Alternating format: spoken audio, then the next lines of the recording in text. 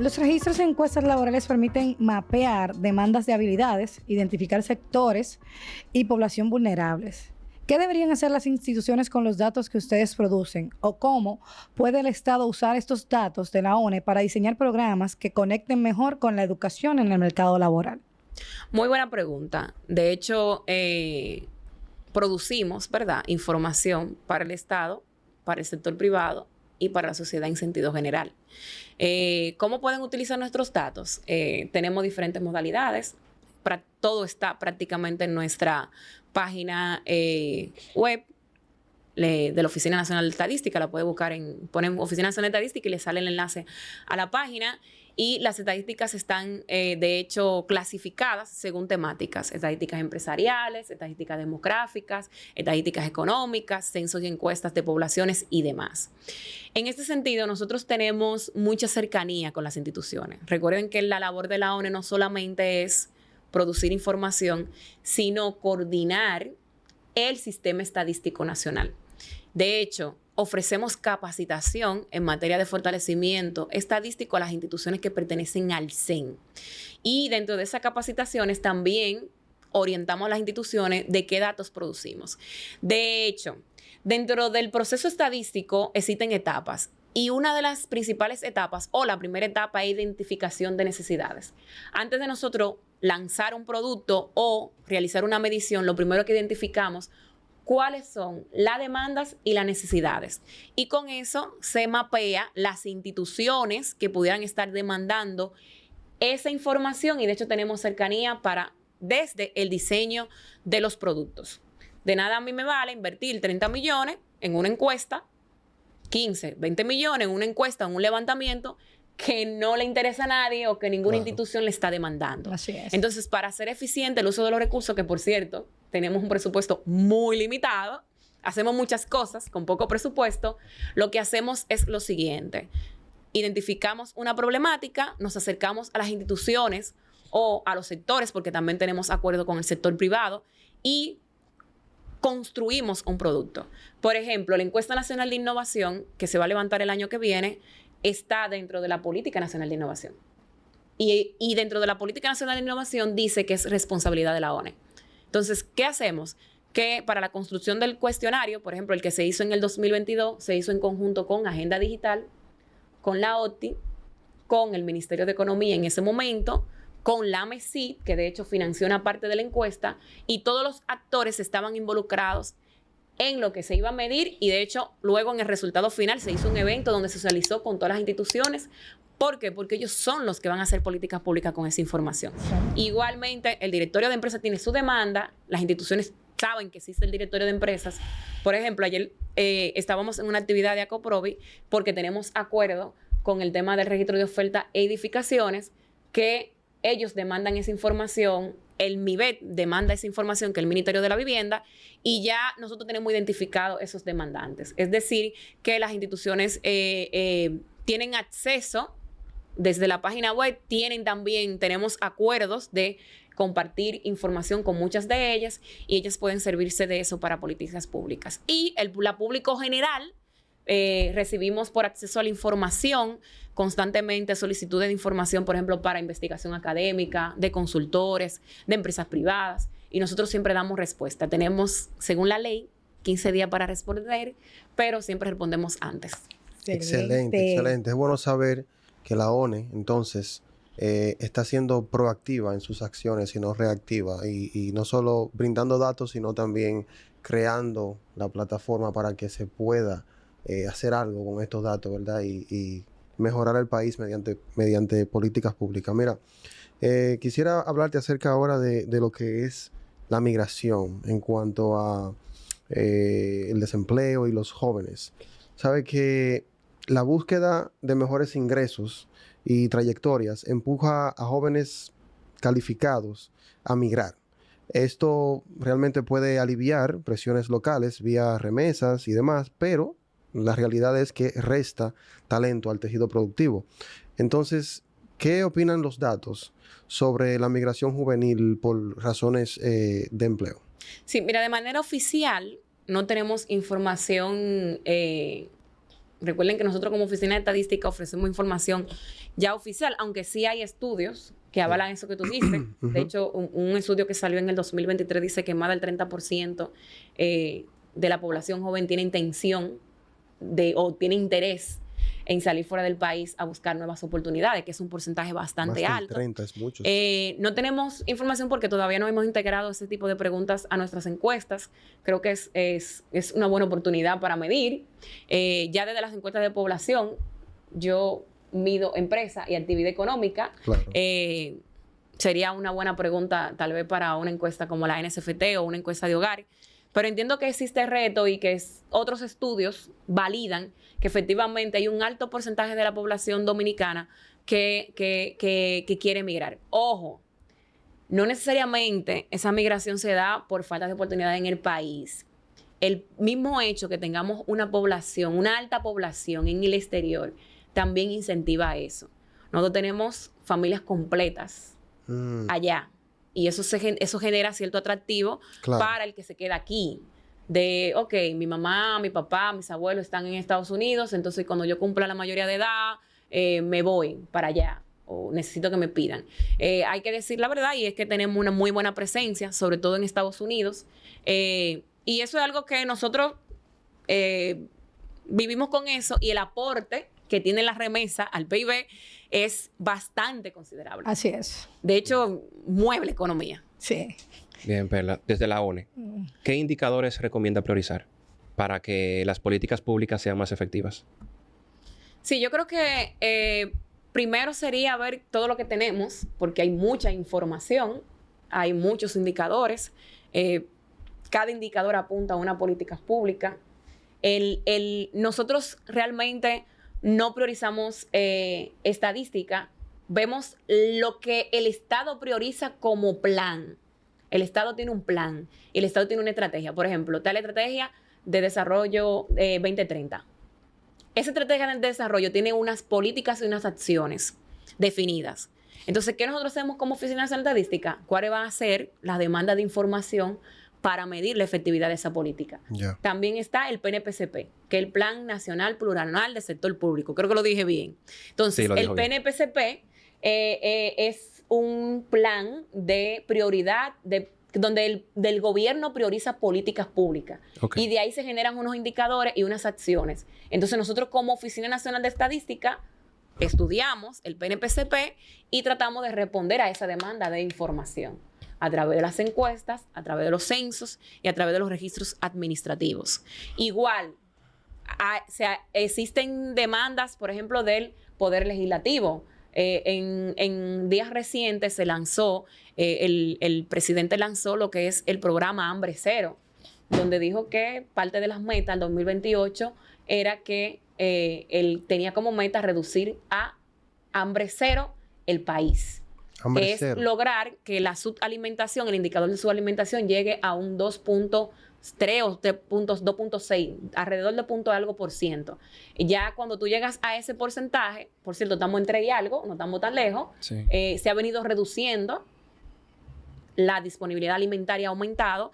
Entonces, ¿eso qué provocó? Que se hiciera un ejercicio con la ONE y la FAO para calcular la HbA. Y estamos en ese proceso de calcular la hoja de balanza de alimentos que permite medir la disponibilidad en kilocalorías de alimentos y adicional también se incluyen módulo en el hogar, que también de ahí se mide la subalimentación y estamos respondiendo o queremos responder a esa nueva política. Y como pasa con la encuesta nacional de innovación, se generó una política nacional de innovación. Esa política nacional de innovación genera necesidades de información. Claro. Entonces, se puso la ONE como responsable y eso hizo que levantáramos la encuesta en el 2022. Tenemos ya unos años luchando con varios fenómenos. Dicen que el que no se adapta al crecimiento, al cambio, se queda atrás. Y esto influye mucho en lo que hoy estamos lidiando, que sería la inteligencia artificial, donde muchísimas personas la ven como Dios y otras personas la ven como verdugo. Entonces, estudios regionales estiman que alrededor de 1/3 de los empleos está expuesto a la IA generativa y solo una fracción pequeña sería automatizable por completo, mientras una porción mucho mayor podría aumentar su productividad en República Dominicana. Hablando de inteligencia artificial y empleo en República Dominicana, ¿qué sectores y tipos de tareas ve la ONE como expuesto y cuáles con mayor potencial de productividad? Mira, esa es una pregunta muy buena. En todos los espacios ahora mismo se está hablando de inteligencia artificial. Así es. Es una realidad, es el futuro. Y nosotros, al ser un tema nuevo, reciente, o sea, considerando el tiempo que tiene, ¿verdad? Todo el tema de ahora que está el boom de ChatGPT, tareas automatizadas y demás por inteligencia artificial. Ya no podemos creer en videos que vemos en redes sociales, ya no sabemos, muchas veces no sabemos qué estamos viendo. ¿Qué es real y qué no es real? Entonces, ¿qué sucede? Todavía no hemos medido, no tenemos una medición, ¿verdad? Un producto que mida la penetración de la inteligencia artificial, sobre todo en los económicos, en los sectores económicos. Entonces, ¿qué estamos haciendo? Estamos tomando acciones para que en la próxima encuesta nacional de innovación incluir un módulo que mida el uso de inteligencia artificial en las empresas. Y eso va a ser muy importante. Y de hecho, queremos preguntar qué tipo de innovación están implementando con inteligencia artificial. Y eso te va a poder medir, te va a poder permitir medir si es en proceso, si es en la parte organizativa, si es en la parte de productos. O sea, dónde las empresas están implementando la inteligencia artificial. Nosotros agregamos una pequeña pregunta en la encuesta pasada, pero fue bastante limitada. Entonces, a raíz de todo este crecimiento de la inteligencia artificial, queremos entonces agregar ese módulo que va a ofrecer mayor información. Otro aspecto que en algún momento tenemos que medir cuando volvamos a hacer la encuesta de detección de necesidades de cualificaciones, que se hace por ocupación, es ver si esas necesidades permitieron cambiar ocupaciones. Es cierto que hay ocupaciones que se van a tener que transformar, hay ocupaciones que posiblemente desaparezcan o se transformen, porque no necesariamente tiene que desaparecer. Por ejemplo, uno de los sectores que tiene un buen... No tenemos datos específicos porque, como digo, no hemos hecho un levantamiento, pero de hecho lo utilizamos dentro de la oficina, es el área de comunicaciones, el área de diseño, el área de programación. Tú te entras a ChatGPT y fácilmente te escribe un código. Sí. Solamente tienes que decirle, obviamente, ahí hay unas acciones que hay que tomar por el tema de la seguridad de los datos. De hecho, el Estado está buscando crear normativas para el tema de la inteligencia artificial. Debe de buscarse una normativa. ¿Por qué? Porque hay ocupaciones, por ponerle un ejemplo, que nosotros ya hemos hecho ejercicio y de hecho los ejercicios que hemos hecho dentro de la oficina lo hemos podido replicar a nivel internacional. Es que yo puedo generar una clasificación de manera automatizada con inteligencia artificial. Con decirle, nosotros contratamos 2 técnicos para que hagan la clasificación de la división territorial. Leen el barrio y se le pone el código de la división territorial. Ya tú puedes entrenar una máquina, entrenar una inteligencia artificial para que de manera automatizada me le asigne ese código y ya yo perdí 2 empleos ahí. O automaticé 2 empleos. Sí. Bueno, vamos a decir automatizar para que el miedo que existe no aumente. Ojo, no. Cuando empezó la revolución industrial, ese fenómeno se dio. La economía no es estática, ni la tecnología. Y la tecnología es lo que permite aumentar las fronteras de posibilidades, las fronteras de producción. Entonces, cuando se dio la revolución industrial, se tuvo que modificar las ocupaciones. Claro. Y la gente tuvo que emigrar a otras cosas. Entonces, aquí la idea es ver la tecnología como un aliado. Yo soy amiga full de ChatGPT, pero yo no hago un vaciado en ChatGPT. Yo no le dejo todo el trabajo a ChatGPT, sino que lo veo como una herramienta que me permite eficientizar mi trabajo. Así es. Y no copiar. Ahí hay también otro tema, un tema ético y moral con el tema de el copy-paste. Sí, pero el derecho de autor, el derecho intelectual. tú hacer un trabajo, un ensayo, supongamos que te ponen a hacer una investigación, un ensayo, y que la máquina sea que haga absolutamente todo, donde queda entonces la parte de derecho intelectual, es sumamente difícil. Entonces, utilizarlo como una herramienta de apoyo, no como una herramienta que va a hacer tu trabajo. Sí. Que te va a sustituir por Yo completo. sumaría a eso, y que ya he visto personas que lo hacen, y es que ya te crean hasta un call center con inteligencia artificial. Buenísimo, los agentes que te atienden. Sí. He visto casos en donde te atiende un agente, te lo crean hasta que parece, o sea, un agente de un colmado, con voz humana, y hace todo lo que hace un agente, un representante. O sea, eso significa que a futuro las personas actualmente que están acomodadas en un call center tienen que ir buscando o pensando en algún otro tipo de trabajo, porque entiendo que en algún momento va a impactar. Y realmente, ¿qué costo tiene? No tiene que pagarle seguridad social, no hay que pagarle una liquidación.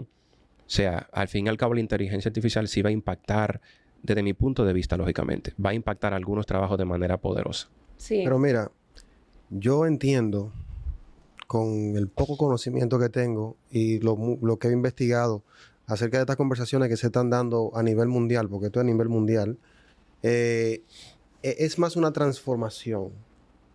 Claro, al corto plazo se va a ver un desplazamiento, se va a ver lo que acabamos de mencionar, que van a haber empleos que van a desaparecer. Pero eso es al corto plazo. La realidad es que, como ella mencionó, esto no es nuevo. Esto pasa cada vez que viene una disrupción tecnológica.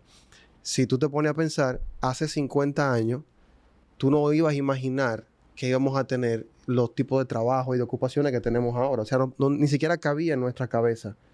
Entonces, eso va a pasar con la inteligencia artificial también. De aquí a 50 años, los seres humanos ya van a emplear su tiempo en otras cosas. Sí. Ya las cosas que son más mecánicas, las cosas que son más metódicas, tal vez ya la más físicas, más humanas. Vamos a tener una máquina que lo haga. Los programas, los programas como esto, los podcasts, el medio de comunicación. Antes tú tenías que tener, ¿cuántos camarógrafos? Para arriba, para abajo. Sí. ¿Cuántas personas? Tú veías los cables, la gente cruzándose. A veces salían. Ahora no. Ahora tú puedes operar cámaras a través de robot de manera automatizada, sin necesidad de tener detrás un equipo tan grande de personas. Posiblemente tiene 1 o 2 personas que te manejan absolutamente todo desde la programación. Entonces, eso te dice a ti que la tecnología no es nueva. Sí. Es algo a lo que tenemos que adaptarnos. A mí sí me preocupa en gran medida es el uso ético que se le da a la tecnología y sobre todo a la inteligencia artificial. Hay un fenómeno muy interesante y es el tema de qué es real ahora. Sí. El bombardeo que hay de videos y cosas en redes sociales que tú no sabes qué es real. El tema de los trabajos, la autoría, quién lo hizo. Yo le estoy poniendo al final mi nombre, pero no necesariamente lo hice yo. El tema de la seguridad de los datos, eso es muy importante. ¿Por qué? Porque yo estoy introduciendo una cantidad de información a una máquina que es de uso general. Yo no sé a dónde va esa información.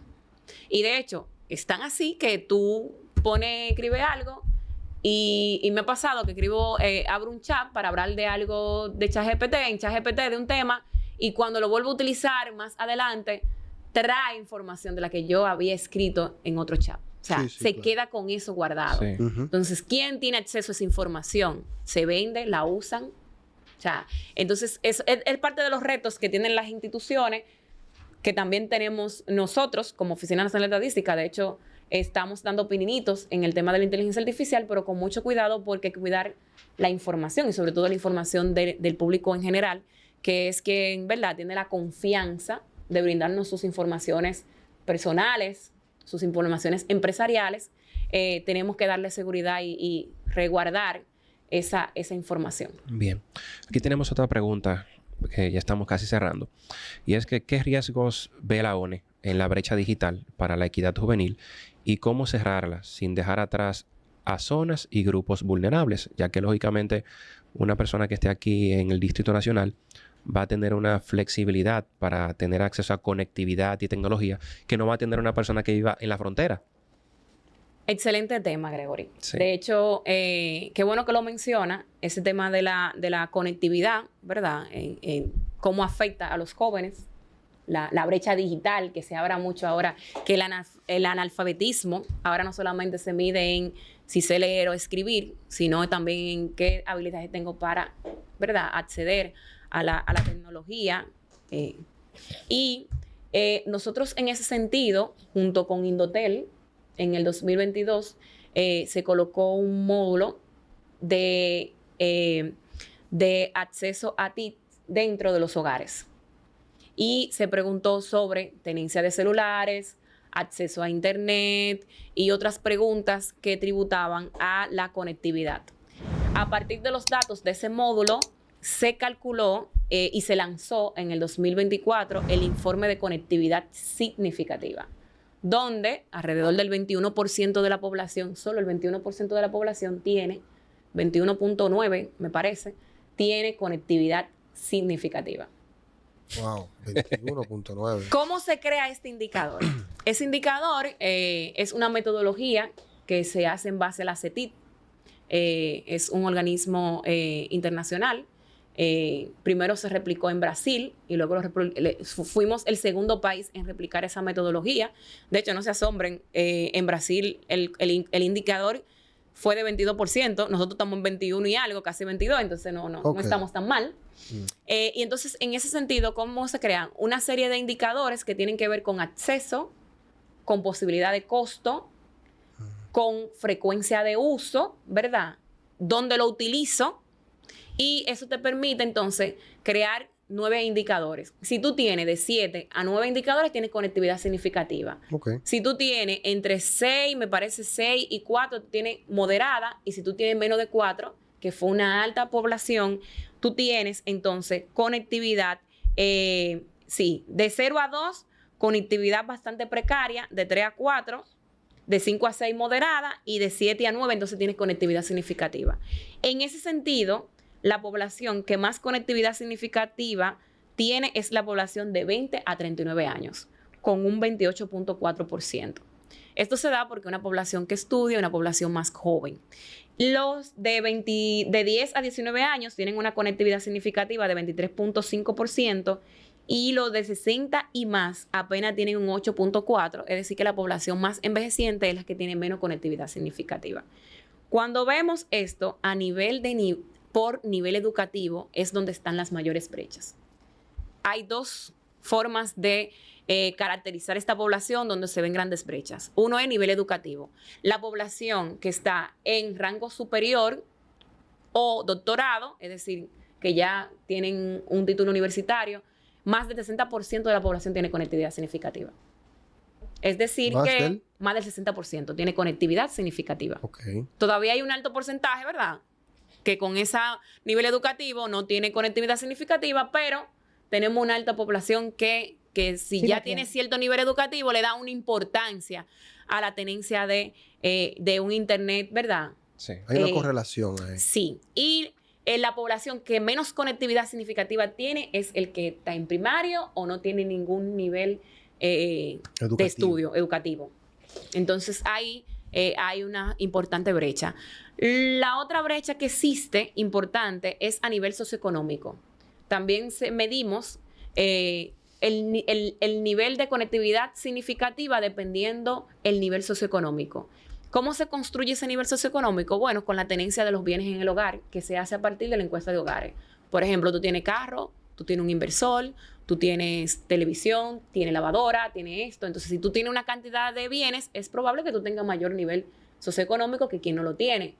Pues resulta y acontece que los que tienen nivel socioeconómico alto superan el umbral de los 60%, claro, con conectividad significativa, y que obviamente los que tienen menos nivel socioeconómico son los que no acceden a ese Internet o a esa conectividad significativa. ¿Qué te dice a ti? Que también hay un tema de costo, claro, y de acceso que no le permite a esa persona financiar o costear la calidad del Internet. Luego hay temas de zona, realmente no hay tantas brechas entre la zona urbano y rural. Obviamente hay zonas que todavía aquí tienen, tú sabes, ciertas dificultades Carencias en cuanto a la conectividad, pero las mayores brechas están ahí en cuanto a los niveles educativos y los niveles socioeconómicos. Es un indicador que queremos medir también el año que viene, si Dios quiere.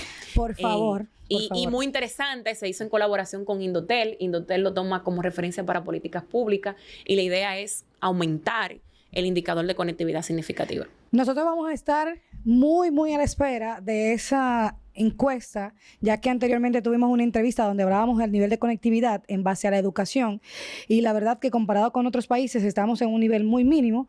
Esperamos que ya para ese año de esa encuesta este nivel se haya superado.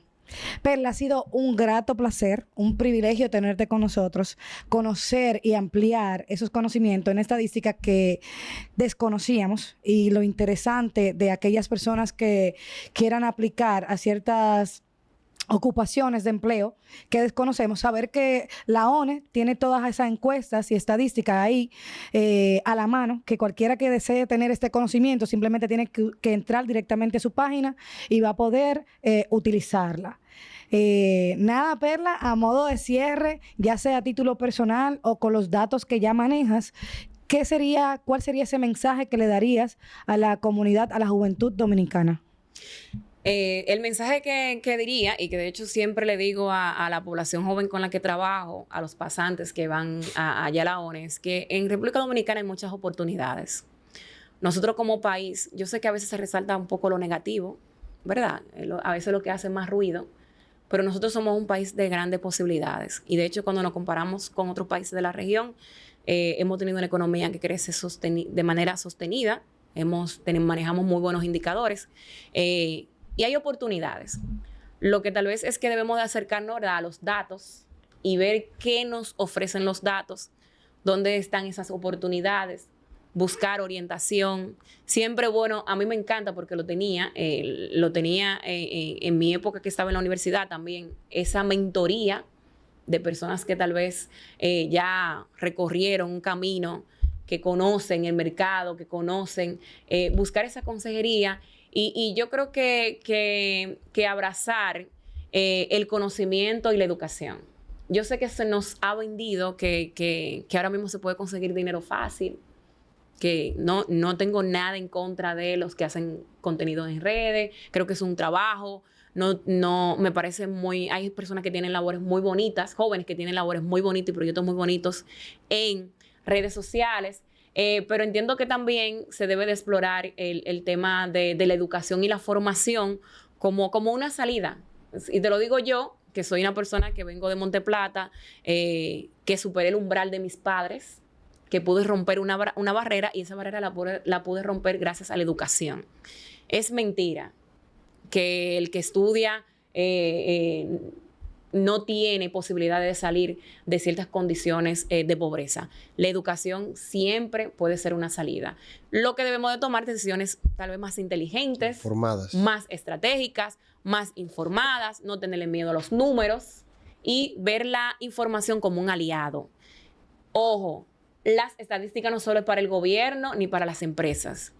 Las estadísticas es para todos. Incluso yo como ama de casa debería de buscar información estadística de diversos temas, de diversas cosas. Excelente. Ha sido una conversación muy interesante, Perla. Gracias por venir. Gracias a ustedes por la invitación.